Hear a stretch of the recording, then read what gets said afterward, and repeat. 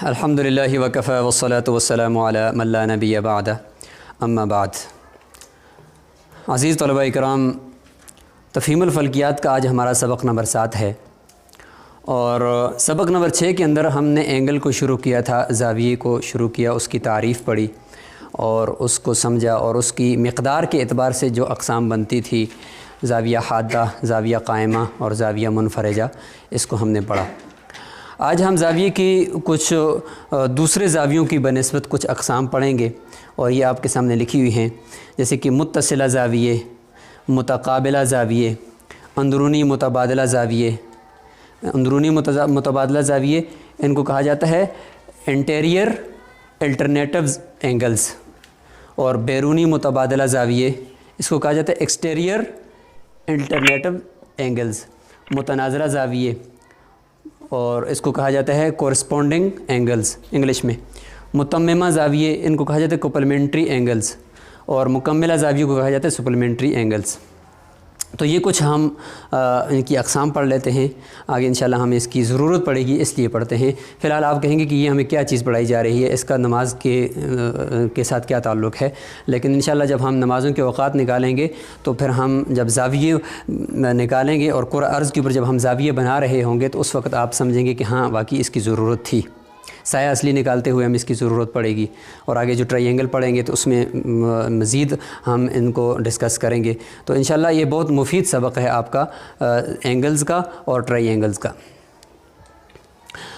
मुत्तसिला ज़ाविये, अब देखिए ज़ाविये के लिए हमें दो गैर हमख़त शुआएँ खींचती होती हैं मिसाल के तौर पर, और अगर मैं इस तरीके से एक और शुआ भी ऐसे खींचूँ, ये ए है, ये बी है और ये सी है, इसको ओ कह देता हूँ मैं, ठीक है।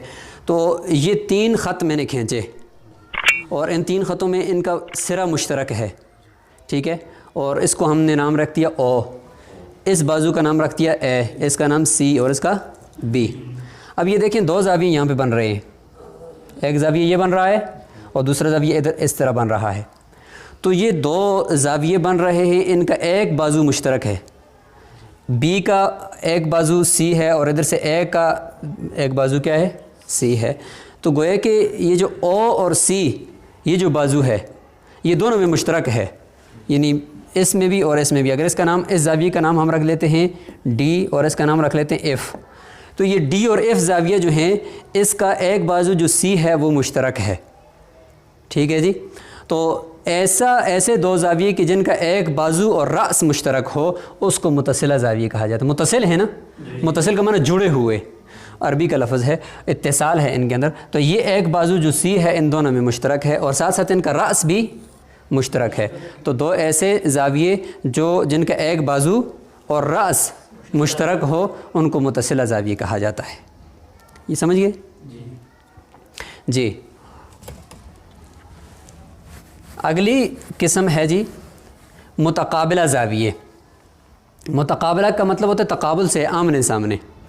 तो कल हमने रासी ज़ाविये पढ़े थे, रास का माना कि उनका रास मुश्तरक हो और आमने सामने बन रहे हों, तो वो रासी ज़ाविये होते हैं। या इसी तरीके से आगे हम ट्रायंगल पढ़ेंगे। ट्रायंगल कहते हैं मुसल्लस, 3 कोनों वाली शक्ल। ये 3 कोनों वाली शक्ल है मुसल्लस, ट्रायंगल इसे कहते हैं। आगे हम इसको तफसील से पढ़ेंगे। अब इसमें देखें ज़ाविये बन रहे हैं, एक ज़ाविया ये बन रहा है इसके इस कोने में, दूसरा यहाँ पे बन रहा है और तीसरा यहाँ पे बन रहा है। 3 बन रहे हैं, ए ज़ाविया बी, ज़ाविया सी।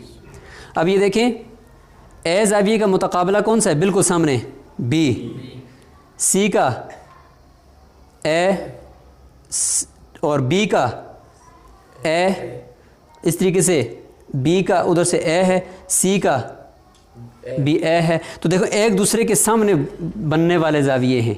तो ऐसे ज़ाविये जो मुसल्लस के अंदर आमने सामने जो बन रहे होते हैं उनको मुतक़ाबिला ज़ाविये कहा जाता है। क्या कहा जाता है, मुतक़ाबिला ज़ाविये। ये जब हम ट्रायंगल पढ़ेंगे तो उसमें आपको मज़ीद अच्छी तरीके से ये समझ में आ जाएंगे। तीसरी किस्म है अंदरूनी मुतबादला ज़ाविये और बैरूनी मुतबादला ज़ाविये, इंटीरियर अल्टरनेटिव एंगल्स और एक्सटीरियर अल्टरनेटिव एंगल्स। अब देखें, अब यहाँ पे एक बात समझें, ये दो मुतवाज़ी खतूत मैंने खींचे हैं आपके सामने। थोड़ा सा इसको मैं नीचे की तरफ से खींच लेता हूँ। यहाँ पे दो मुतवाज़ी खतूत हैं। इनको जब एक ख़त काटे, इसको कहते हैं, एक ख़त जब इनको काटे तो यहाँ पे आपके सामने कितने एंगल्स बन रहे हैं? 4 ये बन रहे हैं, 4 ये बन रहे हैं। बन रहे नहीं बन रहे? ये देखें, 2 अंदरूनी 2 बैरूनी, ये भी 2 अंदरूनी। अंदरूनी का मतलब कि इन 2 मुतवाज़ी खतूत के अंदर और इन 2 मुतवाज़ी खतूत से बाहर वाले बैरूनी कहलाएंगे। तो कितने ज़ाविये आपके सामने हैं? 8। लिहाजा 1 2 3 और 4, हम इसका नाम रख लेते हैं। 5 6 7 8। तो ये कितने ज़ाविये हैं आपके सामने? 8 ज़ाविये हैं। अब जब 2 मुतवाज़ी खतूत को एक ख़त काटता है तो इस तरीके से हमारे सामने कुछ ज़ाविये आते हैं। इन ज़ावियों के कुछ नाम हैं। अब आप देखें, इल्म में कुछ ज़ाविये अंदरूनी हैं, कुछ ज़ाविये बैरूनी हैं। इसी नाम से, इसी तरीके से हम इनको नाम दे देंगे और इसी एतबार से हम इनकी कुछ थोड़ा सा तायीन करते हैं। ये जो ख़त काते है, इसके अंदरूनी ज़ावियों का पहले हम नाम रखते हैं। ये अंदरूनी मुतबादला ज़ाविये को हम अगर देखें तो ये कौन से हैं? अंदरूनी से तो आप बात समझ में आ रही है कि ये 2 3 5 6 इन्हीं ज़ावियों से मुतल्लिक़ बात हो रही है। नंबर 1 अंदरूनी। मुतबादला का माना एक दूसरे का अपोज़िट, मुतज़ाद समत में, यानी एक अगर ख़त काते का इस तरफ है तो दूसरा इस तरफ होना चाहिए। दो बातें होगी, एक तो ये कि अंदरूनी हो, दूसरा ये कि ख़त काते के मुतज़ाद समत में हो, यानी एक अगर ख़त काते के बाएं जानब है तो दूसरा दाएं जानब हो। 2 बातें होगी। तीसरी बात इनमें ये होगी कि रास इनका मुख्तलिफ हो, यानी इनका रास ये है इन चारों का ना, और इनका रास अलग है। तो रास दोनों, ये चारों ज़ावियों का रास मुश्तरक है, उन चारों ज़ावियों का रास मुश्तरक है। तो ऐसे ज़ाविये, अंदरूनी मुतबादला ज़ावियों की डेफिनेशन क्या होगी? ऐसे ज़ाविये जो अंदरूनी हो, नंबर 1, ख़त काते के मुतज़ाद समत में हो, अगर एक दाईं तरफ है तो दूसरा 2, और तीसरी बात यह है कि रास उनका मुख्तलिफ हो, मतलब अगर एक इधर से और दूसरा इधर से हो, रास मुश्तरक ना हो। तो 3 बातें समझ में आ गई जी अंदरूनी मुतबादला ज़ाविये में। नंबर 1 अंदरूनी हो, नंबर 2 मुतबादला हो यानी मुतज़ाद हो, एक ख़त काते की एक तरफ हो, दूसरा दूसरी तरफ का हो, और नंबर 3 रास मुख्तलिफ हो। अब यहाँ पे आप देखें कि 2 3 5 6 इनमें से कौन कौन से मुतबादला ज़ाविये होंगे?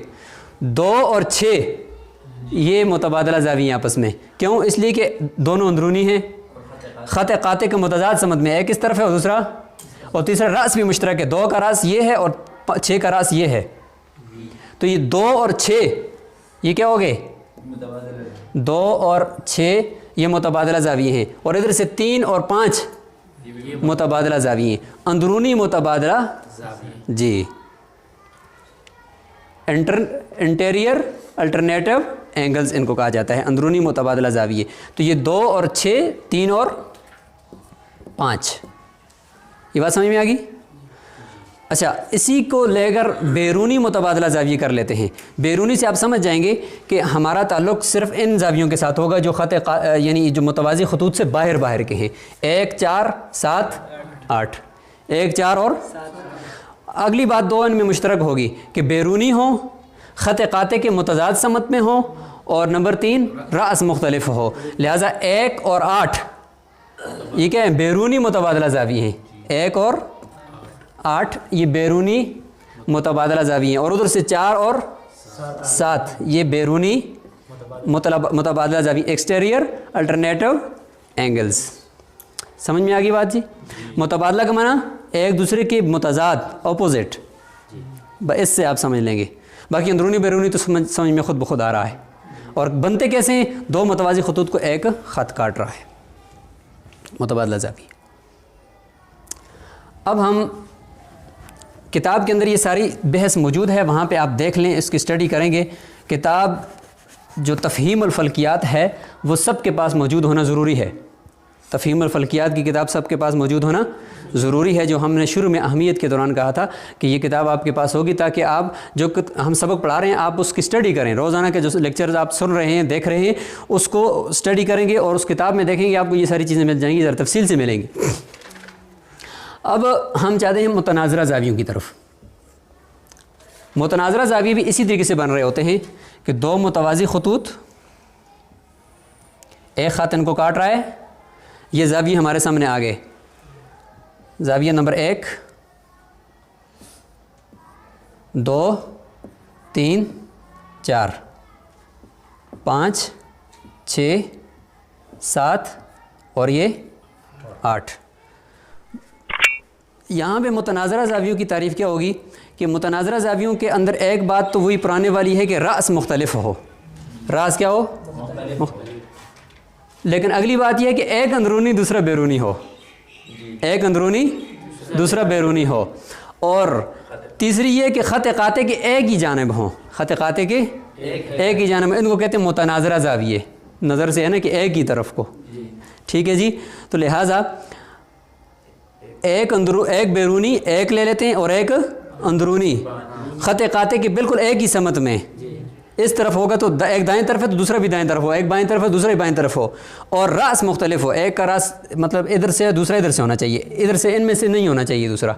ठीक है, तो मुतनाज़रा ज़ाविये होंगे। मुतबादला और मुतनाज़रा में फ़र्क बुनियादी ये है कि ख़त क़ाते के एक तरफ होता है मुतनाज़रा और मुतबादला मुखालफ होते हैं, और मुतबादला जो होते हैं वो क्या होते हैं, दोनों अंदरूनी होते हैं या दोनों बैरूनी होते हैं, जबकि मुतनाज़रा में एक बैरूनी और एक अंदरूनी होना ज़रूरी है। लिहाजा 1 और 7 नहीं, 1 और 5, एक अंदरूनी एक बैरूनी और एक अंदरूनी, ये क्या है जी, मुतनाज़रा हैं आपस में क्योंकि एक ही तरफ में। 3 और 7 ये क्या है, मुतनाज़रा हैं, एक अंदरूनी और एक बैरूनी और एक ही तरफ में। 2 और 6 ये क्या है, मुतनाज़रा ज़ाविये है। 4 और 8 ये बात समझ में आ गई जी, कोरेस्पोंडिंग एंगल्स, समझ गए जी। तो हमने मुतनाज़रा ज़ाविये भी मुकम्मल कर लिए।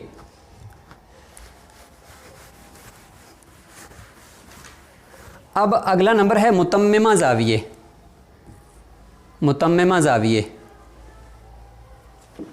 इनको इंग्लिश में कपलमेंट्री एंगल्स कहा जाता है, यानी ऐसे दो ज़ाविये जिनका दोनों का मजमुआ 90 डिग्री हो, दोनों का मजमुआ। जैसे कि मैंने मुतसिला ज़ाविये की एक शक्ल आपके सामने बनाई थी कि मिसाल के तौर पर ये एक ख़त है, ये दूसरा ख़त है, इनके दरमियान ये जो घुमाव की मकदार है ये कितने, 90 है। ये कितने हैं जी, 90 है। इसको ज़ाविया कायमा भी कहते हैं ना। तो ज़ाविया कायमा को अगर आप निस्फ़ कर लें या रुबो सुलुस कर लें, कुछ भी कर लें, तो ये जो दो ज़ाविये आपस में बने, ये दोनों ज़ाविये एक दूसरे का कम्प्लीमेंट हैं, मुतम्मिम है, एक दूसरे को मुकम्मल कर रहे हैं और 90 डिग्री बना रहे हैं। तो ऐसे दो ज़ाविये कि जिनकी मजमूए की मकदार जिनकी दोनों मकदारों को मिलाएं तो कितनी बने, 90 डिग्री। तो ये 90 डिग्री के हैं दोनों, 45 का ये होगा, 45 का ये होगा। तो ये इनको कहा जाता है कम्प्लीमेंट एंगल्स मुतम्मिमा ज़ाविये। ठीक है। और ऐसे दो ज़ाविये जिनका मजमुआ, जिनकी मकदार का मजमुआ 180 डिग्री हो, वो मुकम्मिला ज़ाविये कहलाते हैं। कितना, 180 डिग्री। जैसे मिसाल के तौर पर यहाँ पर मैं एक ख़त खींचता हूँ, ये एक ख़त है, इसके ऊपर मैं एक ख़त इस तरीके से बना देता हूँ। ठीक है। अब ये जो होगा मिसाल के तौर पर ये 60 का हम कर लेते हैं, ठीक है, और ये 120 का कर लेते हैं। ठीक है, 120 और 60 180, कुछ और भी हो सकता है, आगे पीछे भी हो सकता है, लेकिन दोनों का मजमुआ मिलकर क्या बने, ऐसे दो ज़ाविये जिनका मजमुआ, मकदार का मजमुआ मिलकर वो 180 डिग्री बने, तो उसको कहते हैं मुकम्मिला ज़ाविये और सप्लीमेंट्री एंगल्स कहते हैं। क्या कहते हैं, इसमें हर एक एंगल दूसरे का सप्लीमेंट है। ये बात समझ में आ गई। तो आज हमने ये अक़साम पढ़ ली, मुत्तसिला ज़ाविये, मुतक़ाबिला ज़ाविये, अंदरूनी मुतबादला ज़ाविये, बैरूनी मुतबादला ज़ाविये, मुतनाज़रा ज़ाविये, मुतम्मिमा ज़ाविये और मुकम्मिला ज़ाविये।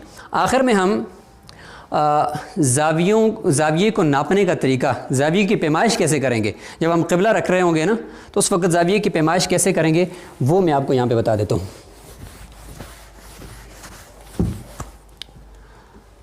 देखें, आपने ज्योमेट्री के अंदर कुछ आलात इस्तेमाल होते हैं, उसमें से एक का नाम होता है डी। डी इस तरह का होता है, निस्फ दायरे की शक्ल में एक आला बना होता है, ऐसे देखे है ना, इस तरीके से एक आला बना होता है, उसके ऊपर डिग्रीज लिखी होती हैं। यहाँ दाएं से बाएं से दाएं और दाएं से बाएं, right to left, left to right, दोनों लिखे होते हैं। एक तरफ से लेफ़्ट टू राइट, दूसरी तरफ से राइट टू लेफ़्ट लिखा होता है। समझ में आ रही है बात। तो ये डी के ऊपर तमाम डिग्रीज लिखी होती हैं, 360 दर्जात के मुताबिक उसको बनाया होता है। और उसका यहाँ पे अगर आप देखेंगे तो एक मरकज़ भी होता है। यहाँ पे ऐसे मसलन उसका एक लकीर खींची होगी और यहाँ पे उसका एक मरकज़ होगा उस डी का। इस डी के ज़रिए से हम ज़ाविये की पैमाइश करते हैं। चूँकि ज़ाविये की पैमाइश भी डिग्रीज़ के अंदर होती है ना, दर्जाती फासला होता है ना, तो इसलिए उसकी पैमाइश भी इस तरीके से करते हैं। मिसाल के तौर पर ये दायरा है, ठीक है, यहाँ पर हम एक ज़ाविया बनाते हैं। मिसाल के तौर पर हमें ये 90 दर्जे के, हमें इसमें से 45 डिग्री चाहिए, तो हम 45 डिग्री कैसे नापेंगे। ठीक है, तो हम इस तरह करेंगे कि ये जो ख़त है, इस ख़त में से किसी एक जगह पे एक नुक्ता सा लगा देते हैं, उसको मरकज़ मान लेते हैं। क्या मान लेते हैं? मिसाल के तौर मरकज़ मान लेते हैं। और ये जो डी है, इस डी को हम इस जगह पे रखते हैं, इसके मरकज़ को इस ये जो नुक्ता मरकज़ हमने फ़र्ज़ किया, इसके साथ हम क्या करेंगे, मिलाएंगे। ठीक है, इस मरकज़ को इस मरकज़ के साथ बिल्कुल इसके ऊपर रखेंगे और इसकी ये जो लाइन होगी डी की, इस लाइन को बिल्कुल इस लाइन के साथ क्या करेंगे, बराबर करेंगे। इसमें से थोड़ी सी भी, यानी एक बाल के बराबर भी इधर उधर ना हो, अगर होगी तो आगे जाकर फुटों में फ़र्क आएगा। अगर ज़मीन पे अगर आप क़िबला रखेंगे तो अगर बिल्कुल इस डी को अगर आपने इस पूरी लाइन के ऊपर नहीं रखा तो आगे जाकर जब फ़र्क आएगा वो फिर फुटों में आएगा। इसलिए इसको बिल्कुल तरीके से रखना है। जब हम क़िबला की रखने की मश्क करेंगे तो वहाँ पे मैं आपको बताऊँगा। तो यहाँ पे डी आपने रखनी है। ठीक है, जब ये डी आप यहाँ पे रख लेंगे तो इस तरीके से ये होगी। ठीक है, इस तरीके से ये डी आप रख लेंगे मरकज़। इसके ऊपर इस तरीके से दर्जात लिखे होते हैं। यहाँ पे 0 दर्जे से शुरू करेंगे आप 45 पे जाते हैं तो 45 यहाँ पे होगा मिसाल के तौर पर। या इस डी को अगर आप यहाँ पे रखें, ये भी एक मरकज़ है ना, ये भी एक मरकज़ है। यहाँ पे अगर इस डी को आप रखते हैं, ठीक है, इधर से आप ज़ाविया मैं अगर कहता हूँ यहाँ से ज़ाविया बनाए तो यहाँ से फिर इस मरकज़ को और इस ये जो जहाँ पे 45 डिग्री है, यहाँ पे इसको जब आप पैमाने के साथ फोटे के साथ मिलाएंगे तो ये आपको 45 डिग्री का ज़ाविया मिल जाएगा। तो ये डी के ज़रिए से इस तरीके से नापते हैं इसको। अगर यहाँ से नापेंगे तो मिसाल के तौर पर आपने नापते हुए देखा कि दर्जात यहाँ पे अगर 45 पूरे हो रहे हैं, डी को उठाएं, यहाँ पे निशान आपने नीचे लगा दिया, इस निशान को और इस मरकज़ को फुटे के साथ आपस में मिला दें तो ये आपको एंगल बना कर दे देगा कि ये 45 दर्जे मैंने यहाँ से बना दिए। ठीक है, जब क़िबला रखेंगे तो इंशाल्लाह वहाँ पे आपको समझ में आएगा। यहाँ पे सिर्फ बताना ये मकसूद है कि डी के ज़रिए से हम ज़ाविये को की पैमाइश करते हैं। तो इंशाल्लाह कल के सबक में हम ट्रायंगल शुरू करेंगे, यानी मुसल्लस शुरू करेंगे और वो ज़रा तफसीली सबक होगा। अस्सलामु अलैकुम वरहमतुल्लाहि वबरकातुहू।